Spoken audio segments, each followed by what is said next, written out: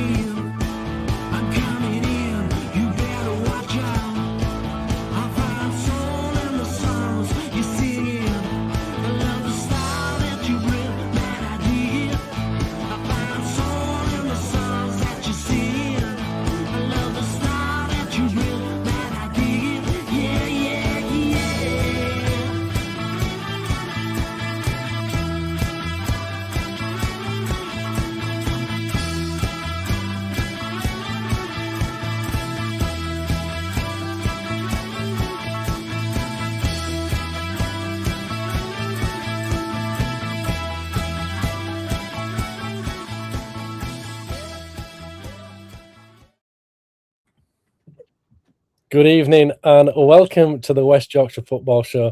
It is a Talk Town special, and Steve's headline this week is Terriers beat Rotherham in Drab Yorkshire derby. And good afternoon, gentlemen, and good afternoon to all our viewers so far. Thank you for tuning in. Make sure you get your comments in as well. Cal, how are you, my friend? You well this weekend? Yes, mate. Superb. How is yourself?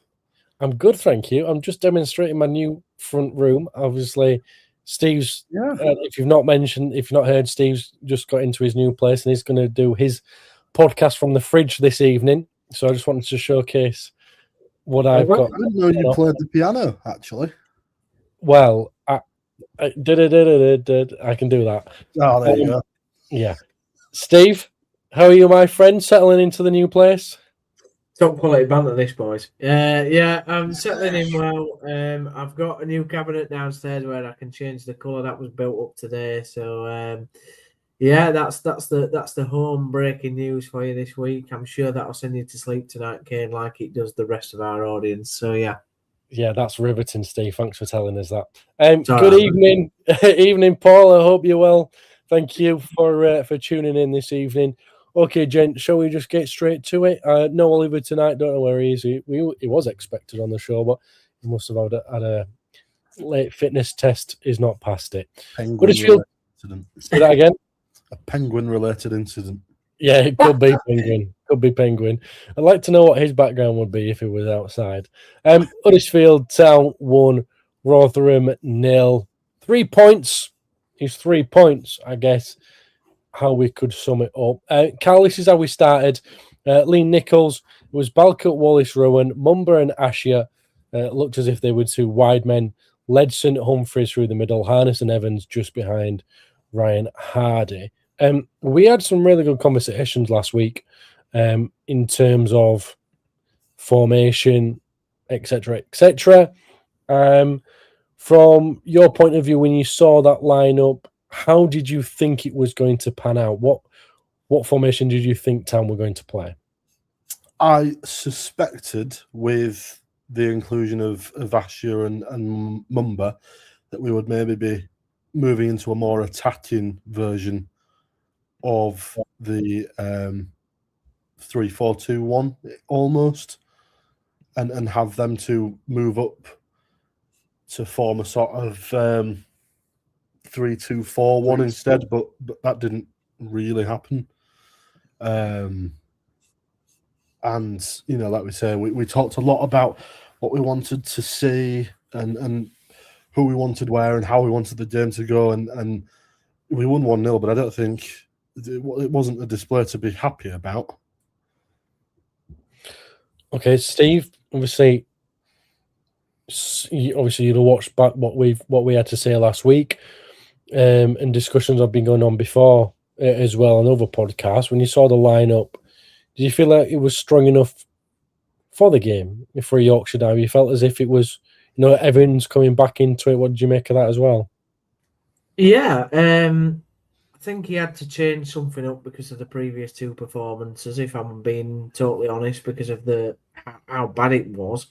So I didn't think Evans coming back was a bad thing. I think it shows that competition for places, and he obviously had done well in training that week. I think apart from that, the only real starter that was missing was Alfie May. To be absolutely honest, obviously he came down with some sort of illness. So, yeah, I don't think it was as bad as what some people think. For sure. Yeah, and there was no Dion Charles even in the squad. No mention of injury as well, Steve. No, I to be absolutely honest, I think he's not warranted to play, has he? In going forward, I mean, he's had his chance. Oliver spoke about him having his chance in the previous podcasts, and as much as you can give somebody a go, he's had his chance and he's not taking it. And to be absolutely honest, I genuinely think any of us on here could have put a better performance in some of the games that he has. I don't think you can ever turn around to us and say he wasn't given a chance because of the situation with the strikers that we've had, particularly in these last couple of weeks. So didn't warrant to be in the squad. He's got to get back and training, and if he wants to get back in this team. And Cal, just to touch on it, it does seem as if Town have got a few players on the road back. Evans obviously starting. Watmore's been getting some minutes with the 21s. There is some positives there with injuries at the moment. Yeah, definitely, and not before time. I think we've been critical of what happens to footballers at Huddersfield Town because of the number of injuries that we seem to accumulate over the course of a season, and not just this season, but seasons gone by. It's nice to see that they're getting back to full fitness, but what we don't want to do, and what we really can't afford to do at this point, is to rush players back before they're ready, even if they're allowed to give them 45 minutes and we give them 60. We don't want to be doing that because it might get you out of a hole in the short term, but long term, if they go down injured again, some of these players we really do need for this running. Like Lyndon Gooch, I would certainly say would be a welcome inclusion back into the side for the quality that he brings, but also the sort of grit and determination of some of the other players that are out as well, and the experience. So I think good that they're getting more minutes and good that they're potentially coming back, but let's not rush them back. Let's make sure that they are ready before we throw them in.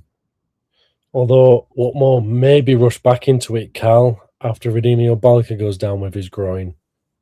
Yeah, and this brings me wonderfully back round to what I just said about players seemingly picking up injuries more often than they should do. He dislikes the situation so much, he's left. He has. He's left his fridge and he's going to his laptop. Someone's opened the fridge. No. Shut up, Cal. Yeah, Cal, shut up. Sorry. Yeah, I knew Cal. Yeah. All right, well, no podcast, we're done. Thanks, everyone. Thanks for tuning in. You've been a right laugh. Yeah, it's disappointing. Obviously, the injuries come round, and we're thinking, and the thing with Balka one, we'll probably touch on it a little bit later, but there wasn't much in it. Okay, first half, Steve. From where I was sat, the formation did change a little bit, but I just felt as if there was a bit of confusion of what he actually wanted, because at times they're in a 4-2-3-1, then there was in the back to the 3-4-2-1, then the 4-4-2 at times. How did you see it from where you sit?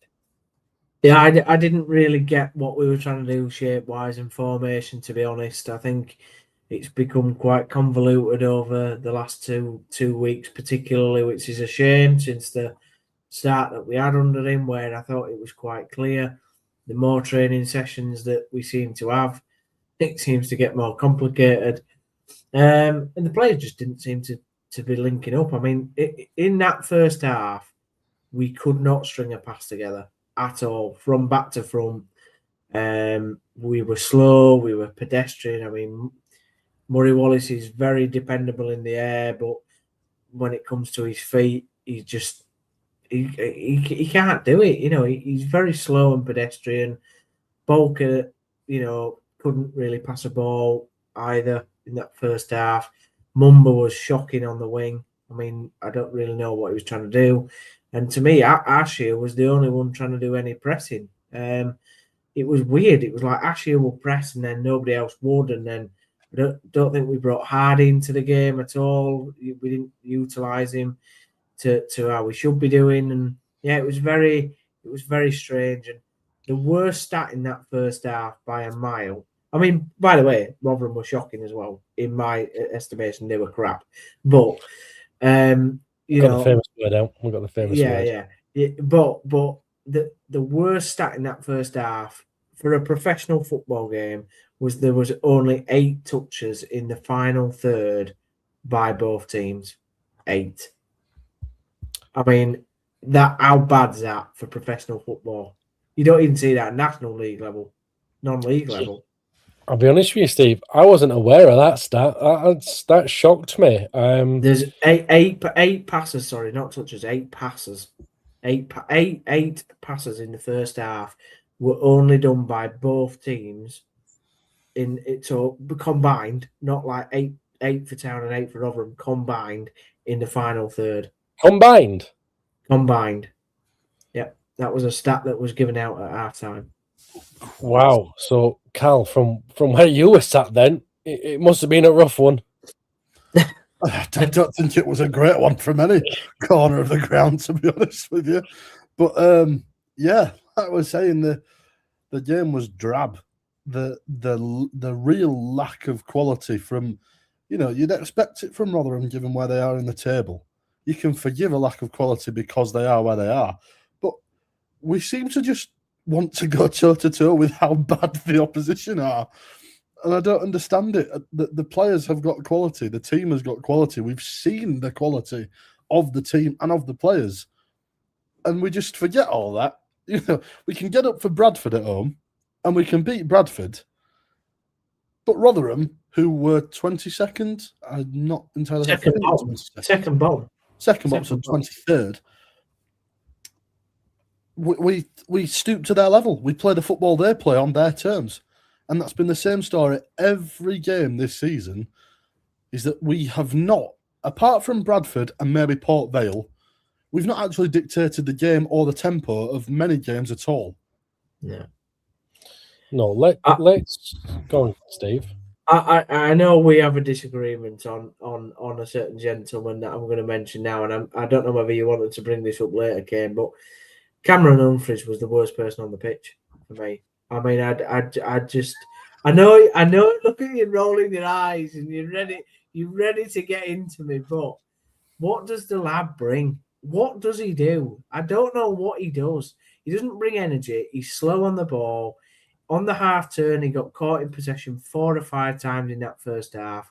Couldn't string a pass together, and he made it up in the second half by making some decent tackles, but in that first half, he was absolutely shocking. Game passed him by. I mean, it passed most players by, don't get me wrong. Like, I'm not saying the quality of a stand-up by anybody in the first half was good, but he particularly had a very poor first half, I thought. I think, for me on that one, I think just singling out someone who were actually giving it a go in that first half. Because would that not hard to come by, seeing a player trying to make something of the game? Was he giving it a go? Not from again. This is why it's great, isn't it? Football's all about opinions, but he didn't seem to. He's supposed to be a box-to-box midfielder, or that's what we believe his position is supposed to be, and he's supposed to add a bit of energy into our midfield. He didn't add any energy for me in the midfield. He passed it sideways and backwards, and then when he got on the half turn, he was caught in possession a number of times. I know we disagree on that, and we disagreed on the game on the actual match day. I mean, I don't know what Gal's opinion is, or which side of the fence he falls on, but I particularly have not been impressed with him since he's come to the club. I don't fall on any side. I hate them all equally. Great. That's yeah. And on that note, let's go to some comments. Let's see what our viewers have got to say. Terry 930, evening lads. Well, that was terrible yesterday. I've got my ticket for Port Vale on Saturday. I must need my head checking. Well, Terry 9:30. Just point to the result in the FA Cup this afternoon. Yes, but loyalty. Terry 9:30 has got loyalty. Absolutely. And I rate it. And that is a tradable commodity at Huddersfield Town Football Club. You know what? He's He's here every week as well, Terry 9:30. Get a season ticket for Rose. In fact, he's already got one. Loves it. Thank you very much. Paul says, well, what to say about yesterday? That's going to be the worst game I've seen at Town for some time. First undermining, we look spineless, made Rotherham look like world beaters. Get out of jail with the own goal, Paul. We're going to come on to that in the second half very, very shortly. Yesterday was the first time I didn't clap a win. It felt like a loss. Awful game, says Fiona. I think I can count on how many times I said Welling, Murray Wallace. It could have been different outcome if it wasn't for him and Nichols as saves. We had nothing yesterday going forward, and obviously laughing about Fridgegate earlier on. Steve, just make sure no one gets into the fridge for the rest of the show, please. Players haven't a clue what they're doing. Just looks like a team of, I'm guessing, individuals is what you're coming at with this one as well. An awful watch. Looks like 11 individuals out there, Dale. Captain Invisible turned up again yesterday too. I know you make a point there, Paul. I'm surprised Steve hasn't come out all guns blazing towards Ledson. Instead, he's gone to Humphreys, who we're trying.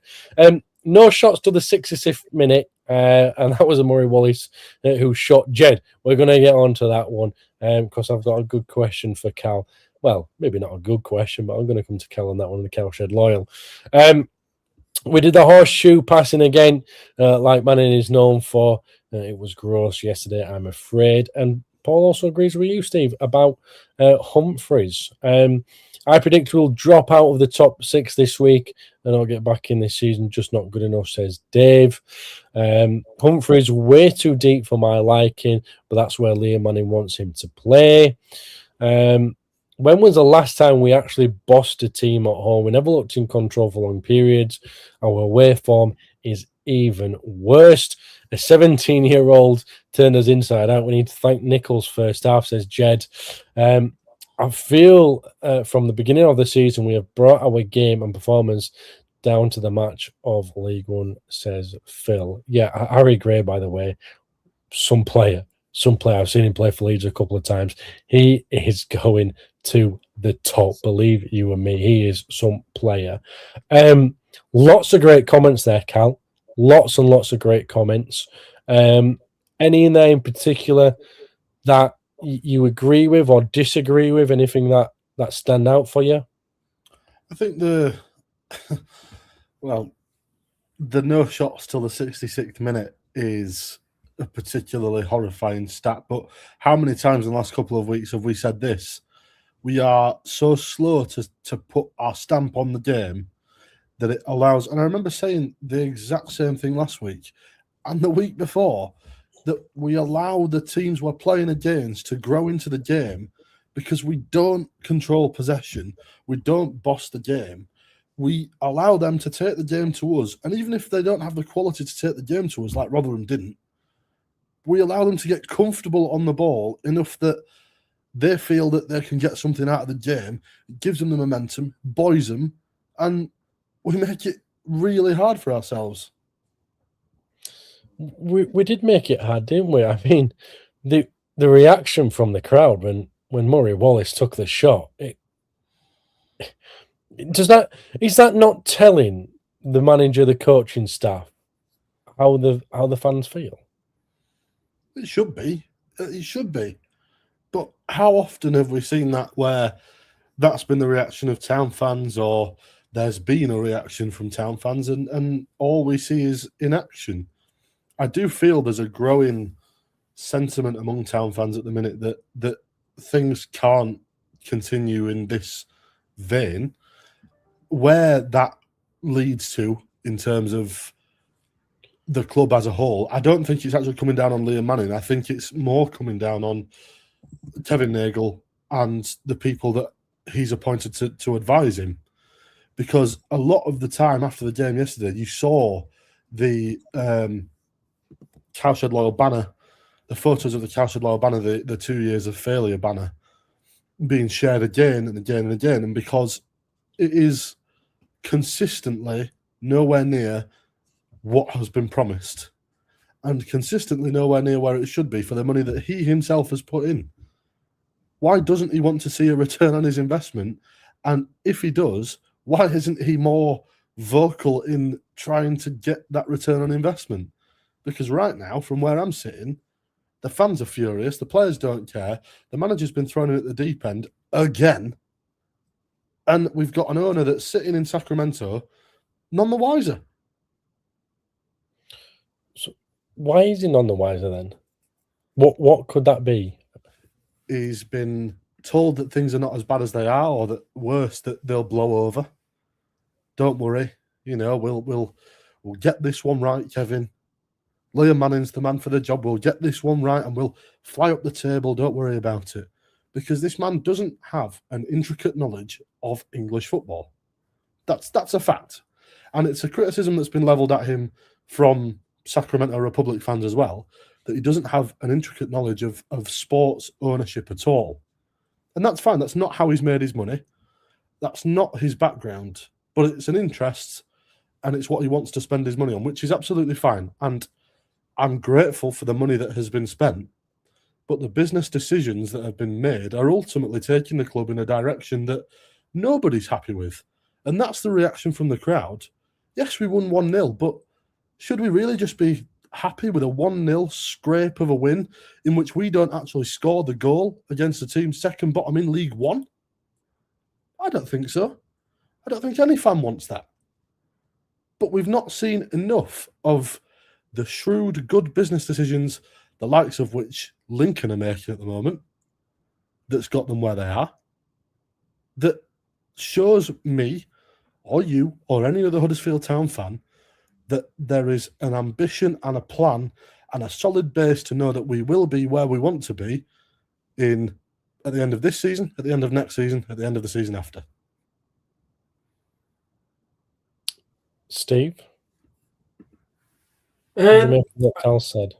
I do agree with what Cal said in pretty much the majority of what he's had to say. The only thing I would say is that we know that these players can perform better than what they are doing, and it's not on Kevin Nagle for Harness to have a shot, for us not to have a shot before 60 minutes.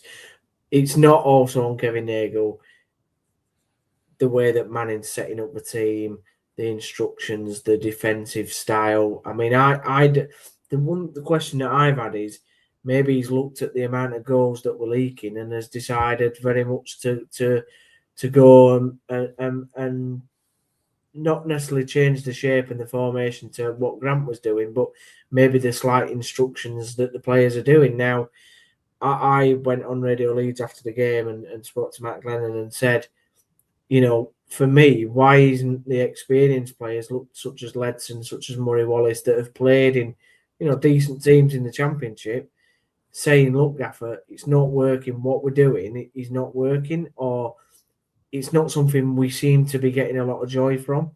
The players yesterday cannot have enjoyed that football game. Nobody in the ground enjoyed the football game. The fans certainly didn't. I'm sure the people in the posh seats didn't.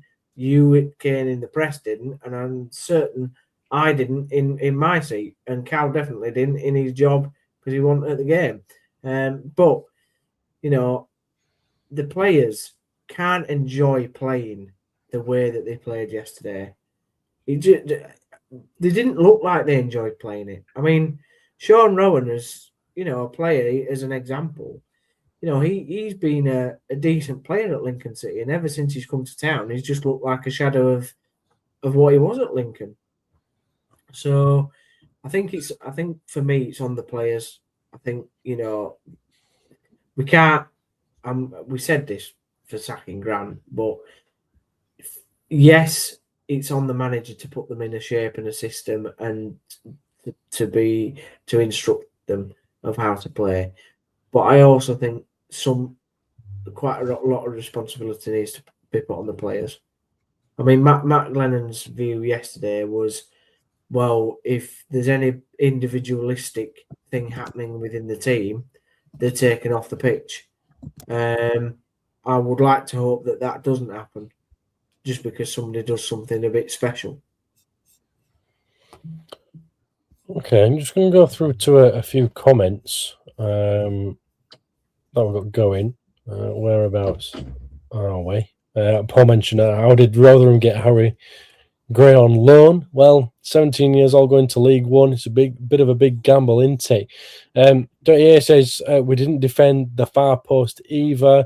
Kevin is looking to sell up if we don't get promoted. He also says he's in talk with new potential owners. I thought Manning was a bit arrogant when he talked about that in his interview. Very arrogant. Kevin Nagel is paying for his education, says John. If we somehow sneak our way into the top 6, the management will see as its job done because that was the minimum. Where's Ledson? Go on, mate. I was just going to say, whoever put that comment, I can't remember. Was it Melvin or Kelvin? His name. Can he tell us how he knows that? Melvin, please let us know how you know that. Whereabouts will we? Where's Ledson? It just goes missing. No leader all season to drive us forward, says Jed. We now know why the season ticket prices are rising 3% next season. Pembrokesne's Kane's new plush house. I wish Terrier 930. I wish, my friend. I wish. It was for my fridge.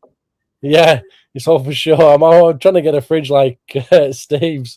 It's down to Edwards and Markham to sort this mess out. If the remaining home games are as bad as yesterday, then season ticket sales will drop significantly because fans aren't going to pay to watch this. Recruitment needs sacking. Is Ledson the issue? Are we trying to build a midfield around him, but is he the problem, says John? James, are we under the estimating the loss of Castledine? Are we underestimating the loss of Castledine? I know we should be good enough anyway, but he was the key by the looks of it. We have to turn good league. We have the knack to turn good League One players into absolute dross. What we teach them. Are the players showing sign of being overcoached as Jed? Absolutely. 100%. And they've been overcoached all season for me. You know, look, the Bradford game is a pure example. That was off energy, atmosphere, and adrenaline. And that was a performance that wasn't overcoached at all. That was just off pure footballing ability and feeling for the game. Yesterday. So Steve. Melvin says this is the latest rumour doing the rounds. He wants to keep hold of the land. Steve, one of the reasons I did interrupt there was because of obviously that comment, but also, what does it mean by being overcoached? What does that mean? What do you mean by that? Well, I think it's when you're overcoached, I think it's where you're working to a set plan that is the plan that you're going with for the majority of the game. And yeah, you have to do that. But I think sometimes football, you have to work on a feeling. And listen, we've had one of the best managers in the game, well, not just this level, but higher up in Neil Warnock of late, who works very much off feelings. You know, I watched a documentary earlier. I don't want to go on too long about this point, but I watched a documentary earlier about Sam Allardyce at Bolton when he started at Bolton, and you know he works off feelings in games rather than a absolute set plan that can't change. And I feel like that was the problem with Grant. He's an FA coach. He works very methodically in the classroom. You know, he wants players in precise positions in modules 4 and 6 and 8, and they can't move into different areas of the pitch. And Manning's very much of that same ilk. However, I would like to think that Manning has a little bit more about him than that, having managed over 200 games. So that's what I think he's about, overcoaching. I think it's too much classroom work. I think it's not about feeling the atmosphere in the ground or the way that the game is going or what might need to happen to sprinkle a bit of dust in there. I think it's just robotic football. It's Pep Guardiola football, but on a, I'm really sorry, Kane, to say it, but on a crap level. Guardiola football. I'm not too sure about that one. But do you get my point? Like Guardiola football, as in, I'm trying.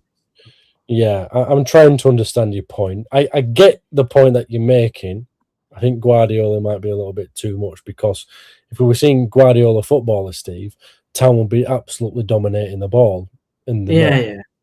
Yeah. But I understand where you're coming from. Yeah. Cal, any thoughts on what Steve's got to say? I mean, look, we've barely even mentioned the second half, and I think that's because there's not been much to be said about the whole game in general. No, and what is to be said about the game is not something that I want to be saying. We didn't win. Apart from the possession, we actually were second to Rotherham in pretty much every metric, apart from corners and fouls committed. Yep. Everything else, they had a better expected goals than us, more shots on target, more big chances. Just looking at this on football, it breaks it down really well. But looking at the way that we set up versus the way that it transpired that we played, and it's the same. It was the same at Wigan. We somehow set up to be defensive, and yet have allowed them to have more touches in our box than we have had in theirs. I'm not sure how that happens. I really don't know. And in terms of shots, you look at our shot map on here. 2 of them come from outside the box.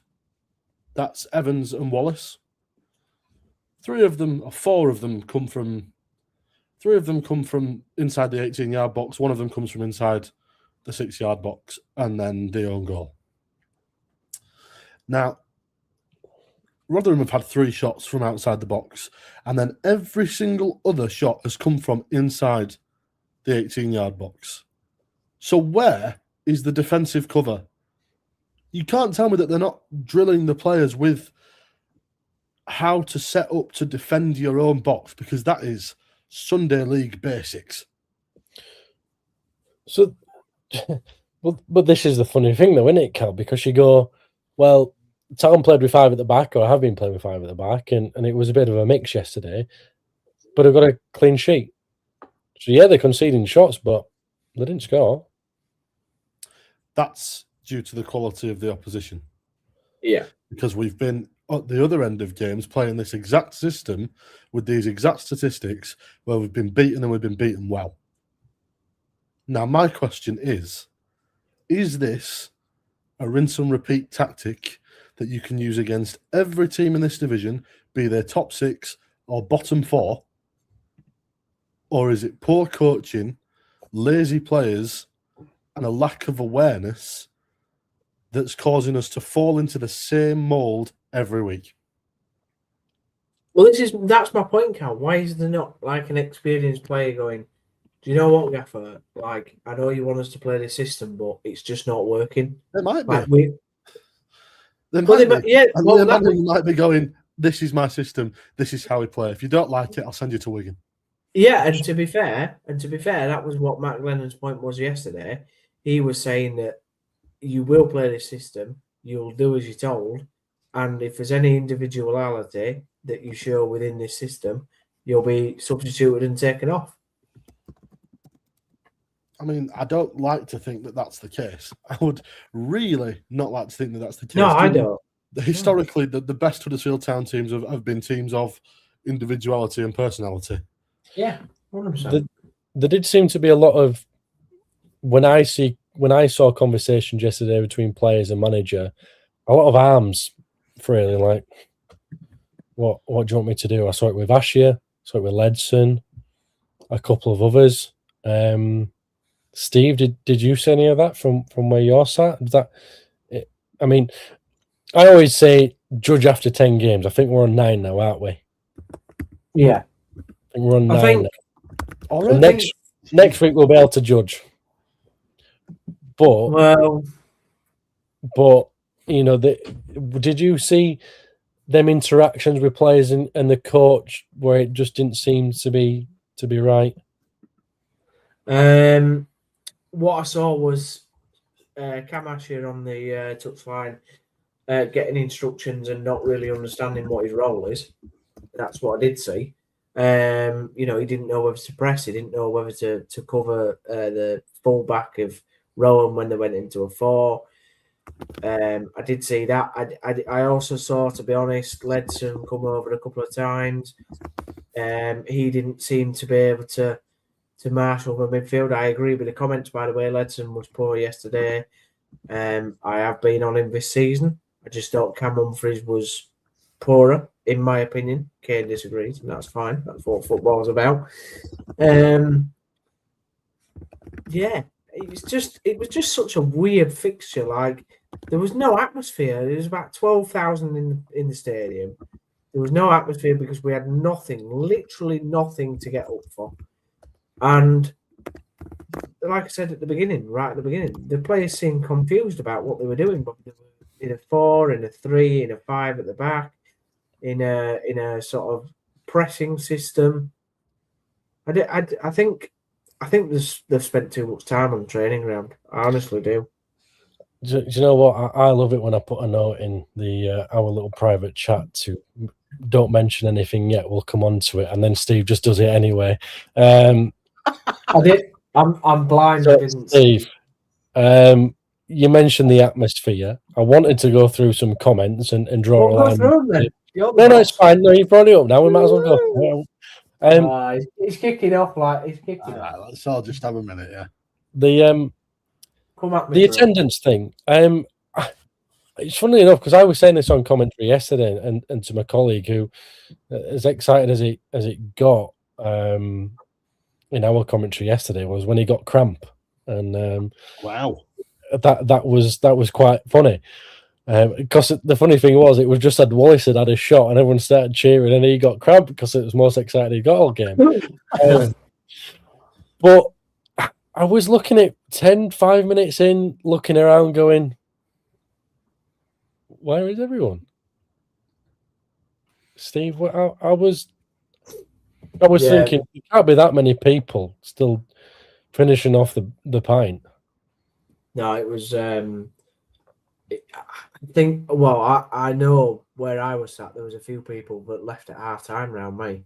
I'll be absolutely honest.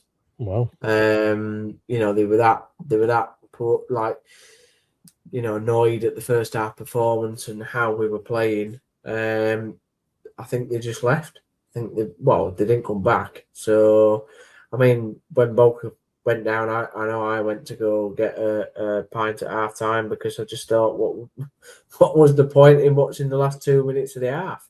Yeah, the referee should have just blown up for half time when Balca went down, shouldn't he? Yeah, he should have. He should have, to be honest. But I think fans are just sick of the like Al says, the apathy.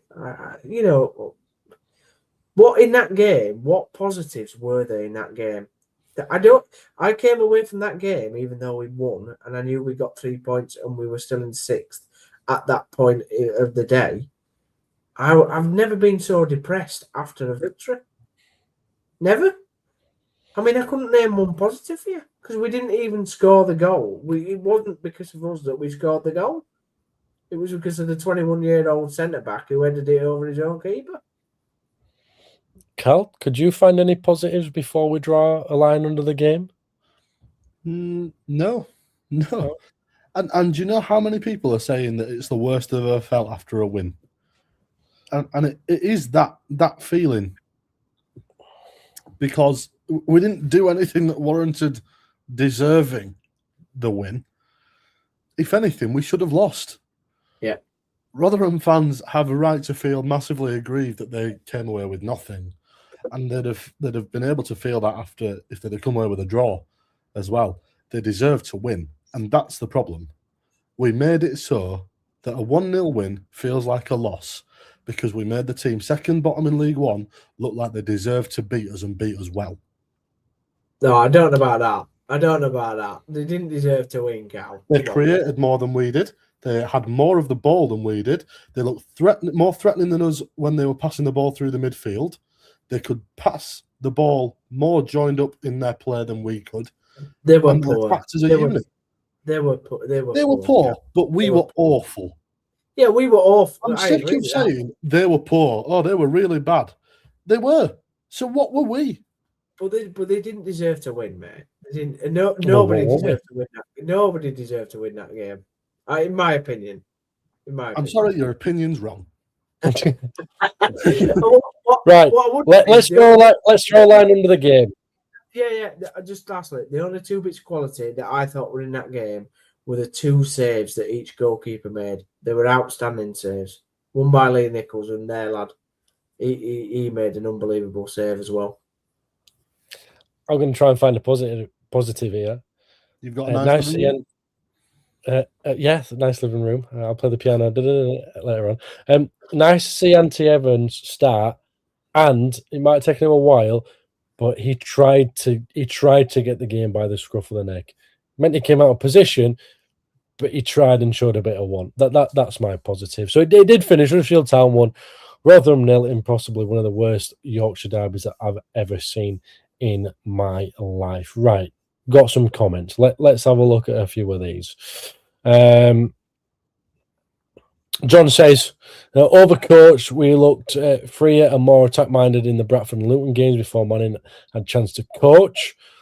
Also, we're down to 10, so maybe let's just play with 10 players next time. More than one manager in a season, a new manager late in this season, says Jed. Melvin was saying about the rumour with Kevin. He's on Discord and down at the Mac as well. Where is our midfield? Our midfield is non-existent again. We can't string 2 passes together. Only Town can create a negative from a positive. 1 header from Hardy in the first half. 1 header on goal second half. Even Grant's stats were better. That's a worry, says Jed. Looking ahead to Saturday's game, that pitch up Port Vale, we most certainly don't want to be passing around it at the back with our players. Ball control skills, Liam Manning's message should be hit it long, says John. I sat in the riverside next to the away dugout, and their manager was always shouting one instruction to the goalkeeper, send it over their back line. Kind of makes sense. I know who I'll be putting it on. I think the players are already on the beach. I'm glad the playoffs is gone now. Just end the season, says Paul. Not gone yet, Paul. Come on, we'll find some positivity. Jed says, I've said it before, Kane. We signed too many championship players that just won't adapt to League One football. It doesn't take a Pep or a Klopp to see we've got worse than more than Liam Manning has coached them. Ledson and Humphreys in the middle doesn't work. I saw Asher having crossing words with Manning at one stage until McGuane's fit harnessed to play next to Ledson, says John, in the middle of the park. The atmosphere is simply earned by the 2 poor results prior and more deflation. Yes, the worst feeling for me, says Paul. Says Phil. Jed, and the worst thing that someone posted, they ran out of pies at halftime. Oh, how could we? How could we run out of pies? Abject, absolute abject. Okay, gents, anything on them comments, Cal? Yeah, I think it's a strange one, isn't it? Because we did win the game, and the feeling is that we didn't, or that it's somehow worse that we won badly than to draw or lose well. It's such a weird feeling. But I do have a question for both of you, really, because of what we said earlier. But Steve, you mentioned that you think the problem might be with the players and the coaching. and then being overcoached and not doing what they're asked to do. Right. And we've all said we judge him after 10 games. So if the situation arises, because it's Huddersfield Town and we're known for this kind of thing, would you elect to stick or twist before the end of the season?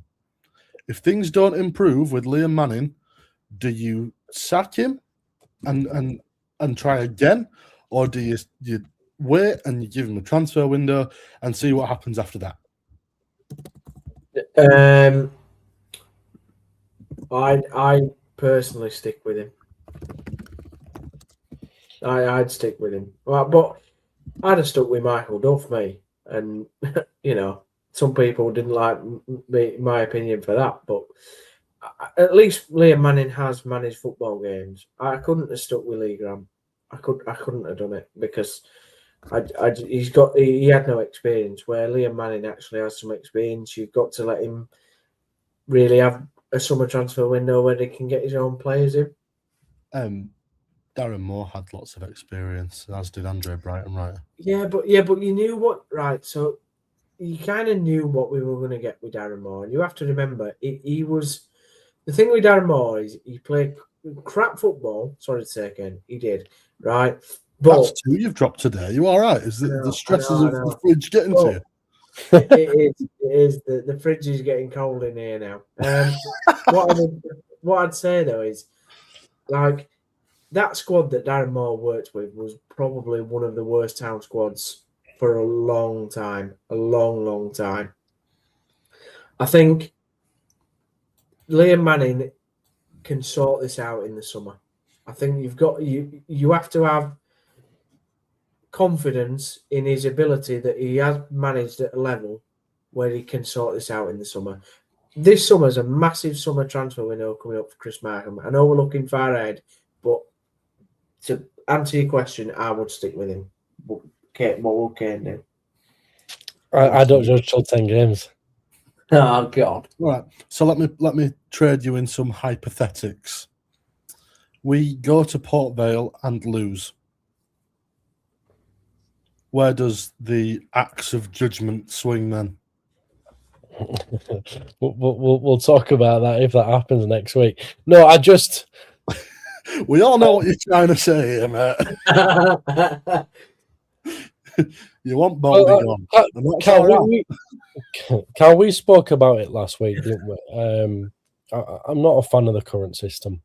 I'm just not a fan of the current system, and I don't think it suits what the club's after. I briefly, very, very briefly, on my way home from the Leeds Rhinos game today, was listening to the Leeds United game, and at half time they played an interview that they've had recently with one of the investors and board members at Ellen Road, and he was basically talking about what is the DNA of that club and how do you get the DNA and how do you implement it with a coach, how do you implement it with a player. And for the 5 minutes that was on, I really enjoyed listening to it. So I'm thinking about that, Cal. I'm going, what is the Huddersfield Town DNA? What is Huddersfield Town? What is the? We could tell you.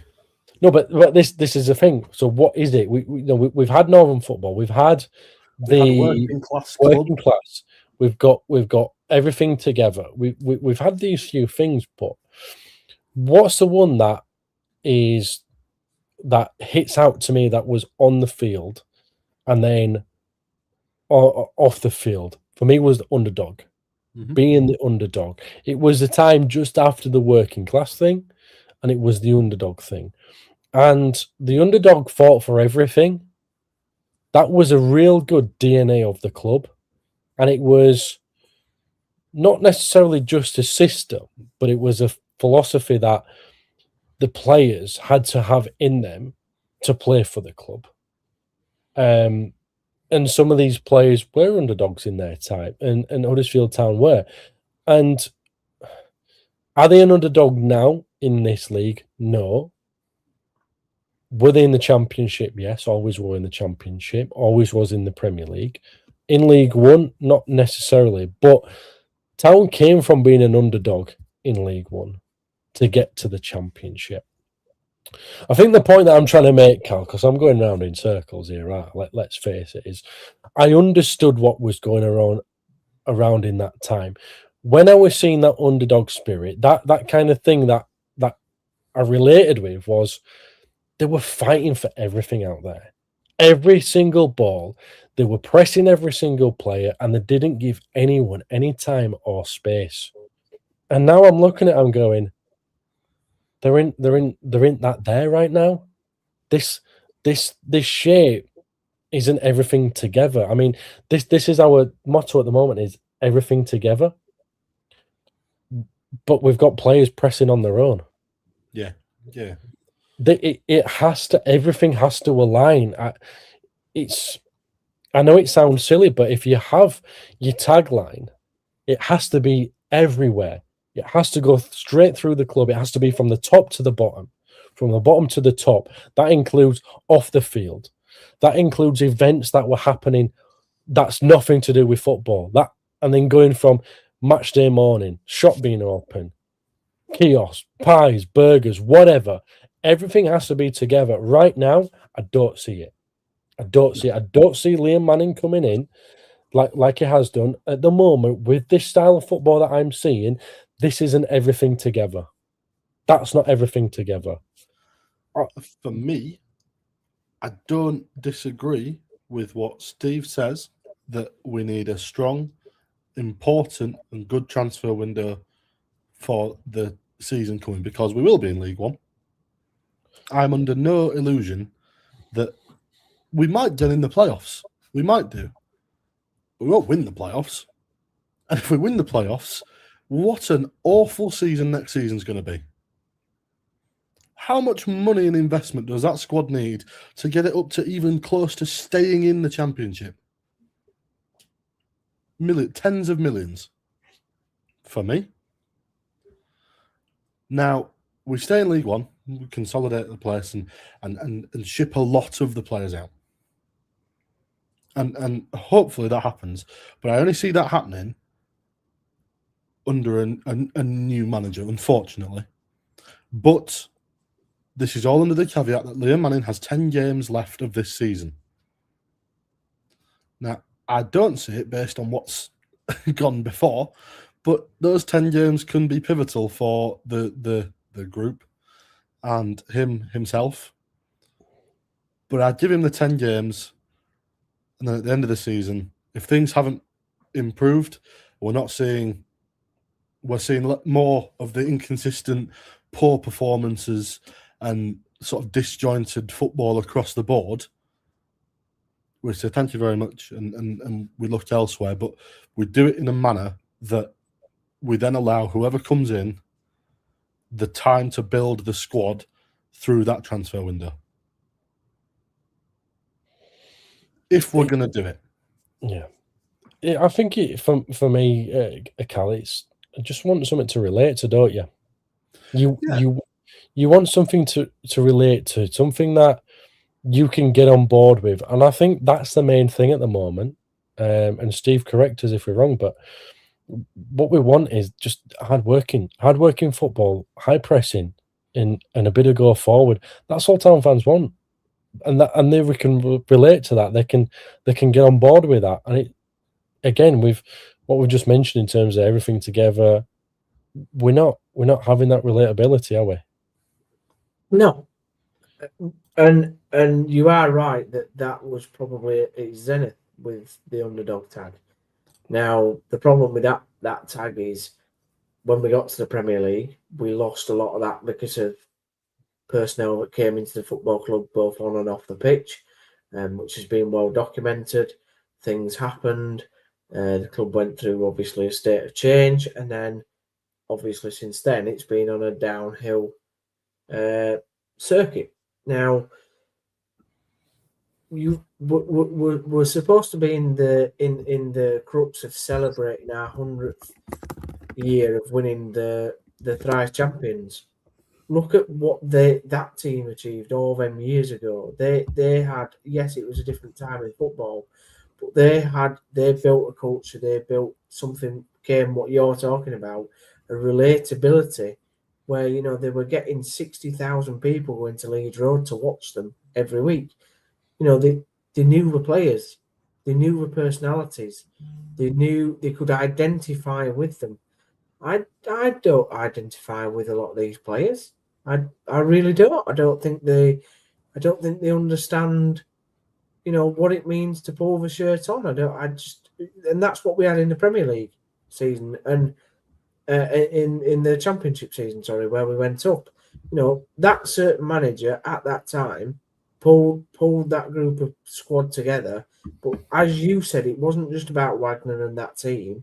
It was about Webber. It was about Dean Oil. It was about the fan base. It was about Cowshed Loyal being on board. It was about HDSA being on board. It was about us guys in the press. I was working there at the time. You know, the local paper, Radio Leeds, all being together, thinking, do you know what? Sod this. We've been through absolute rubbish since we've got back to the Championship.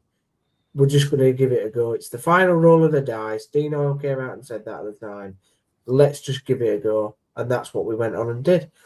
And I feel we're very much in. I thought about this when watching the game, actually, watching Manning on the sideline. And it seems to me we're in the throes of about 2015, about 10 years ago, where the club is rudderless, doesn't really know where it wants to go, doesn't have an identity, certainly doesn't have a good relationship with its fan base and the key supporter groups within that fan base. And whilst it might be run better off the field than 10 years ago because of the money that revenue it's bringing in, it certainly doesn't have the goodwill with the people around the football club that genuinely want it to do well. And I feel that that's the sad part of what we're going through at the moment. The bit that was missing 10 years ago was that revenue bit, that stream bit, that financial muscle.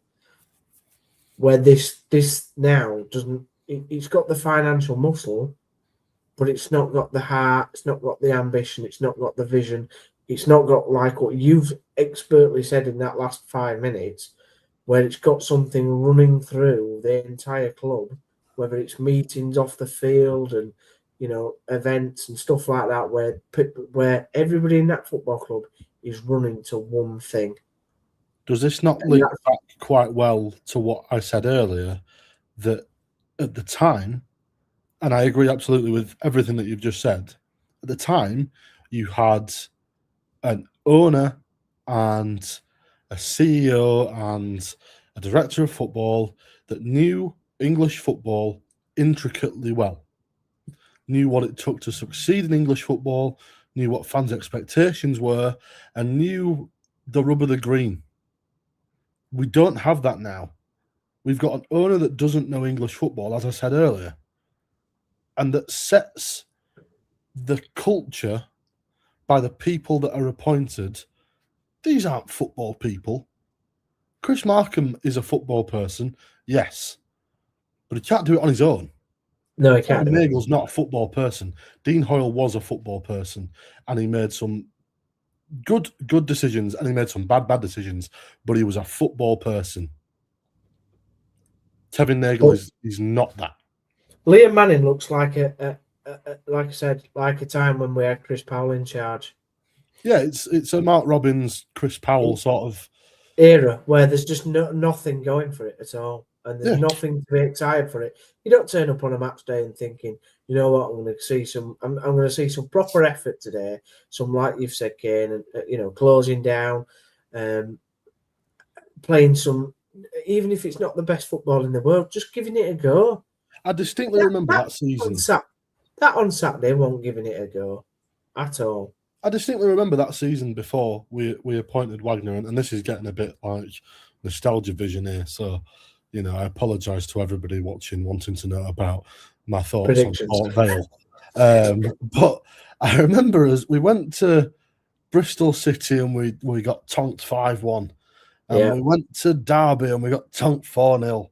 And the last game of the season, we lost like 5-1 to Brentford at home? 5-1 to Brentford, but it actually put us in a better place in the playoffs. Well, Yeah, but even the season before that, Yeah. because we then played Brentford the first game of the season when Wagner had brought in all these new wonderful players, and we beat them 1-0. Yeah. And that was the beginning of thinking, right, maybe this is a bit different. But the point I'm making is, you are right, Steve, that there are similar issues around the club than they were at that time, and similar issues in the performance and what we expect as fans versus what's happening on the pitch. And the gap is getting bigger and bigger. But are you suggesting that we need to sack Manning in June or July and go and get a renegade new coaching? No, what I'm suggesting, Cal, is that the like Kane said, that there needs to be a solid centre of this is what we're doing. No gimmicks. We're not putting season and tickets up by 3% because we want to explain that extra revenue will bring better players in. To me, that's the wrong way of going about it. Yeah. Please do not put season tickets up this year because you'll have 8,000 people in the ground. It's not going to go well for you if you do that. Honestly, it's not. You'll have idiots like me that will pay it because I'm an idiot and I am an idiot.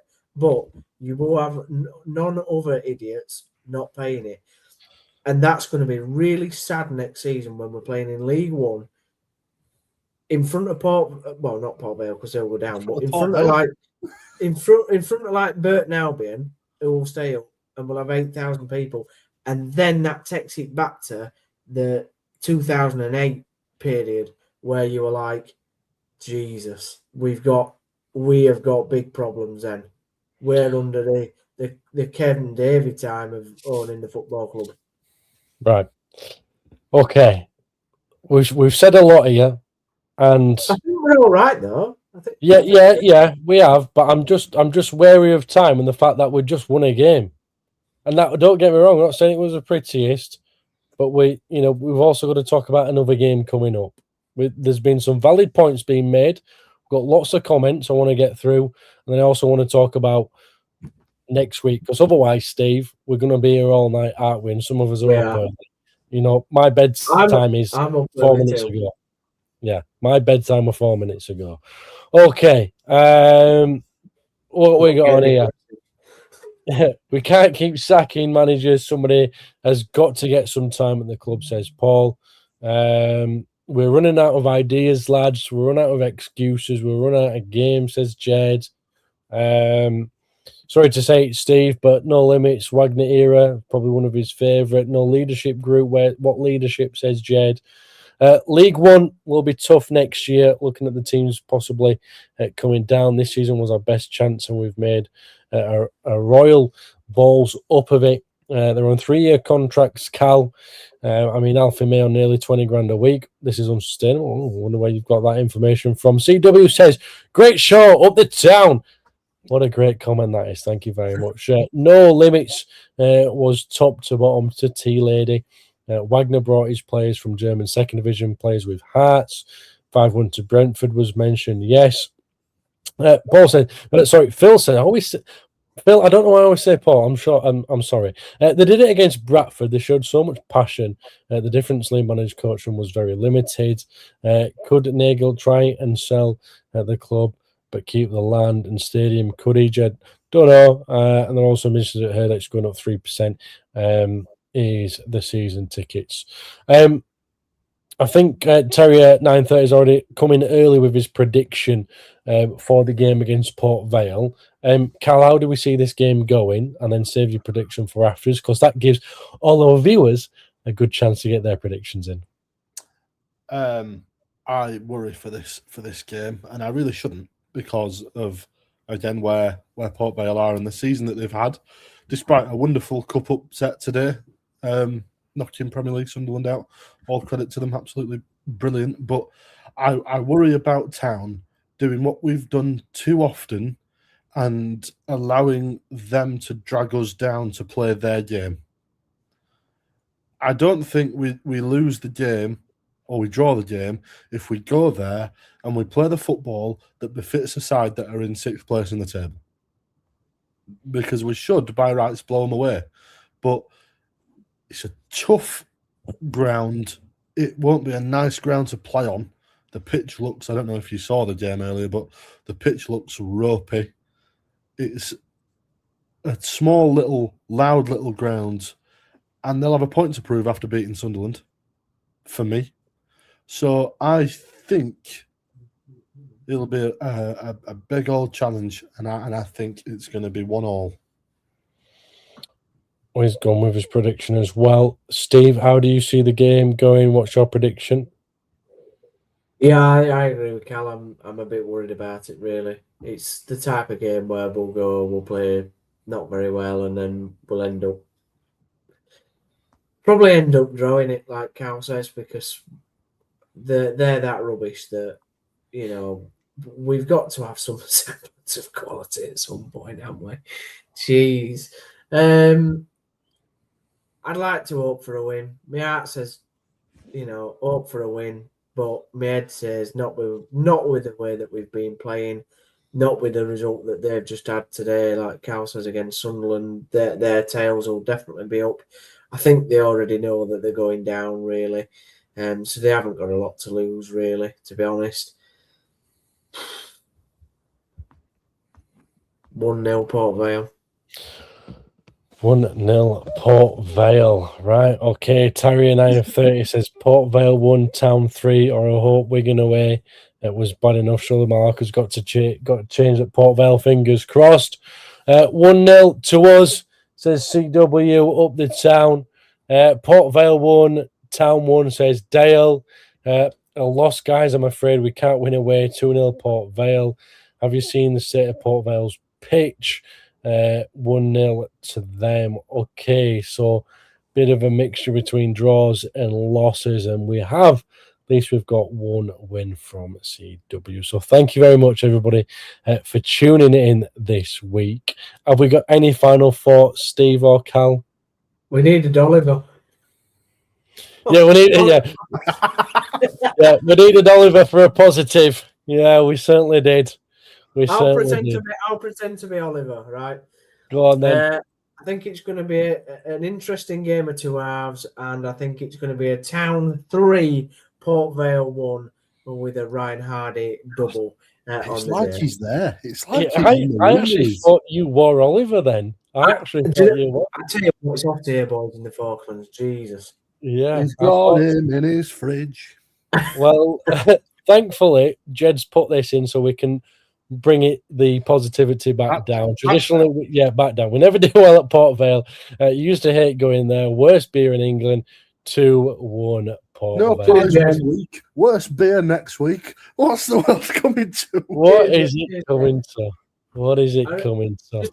I remember 10 years ago when Chris Power was in charge, somebody did his fans forum thing. Somebody said to him, actually, that the football was that bad. The only thing that was worse was the pies at the ground. So fantastic. Well, on that note, after such after Oliver stepped in as Steve. Let's stress we did exactly. We won the game. We've won the game, Carl. We've won the game. We had a clean sheet. We've won at home. All this negativity, forget it. Throw it out the window. We're on. We're in 6th position. Like, share, subscribe. You know the score. Until next week, we've won this game. We shall.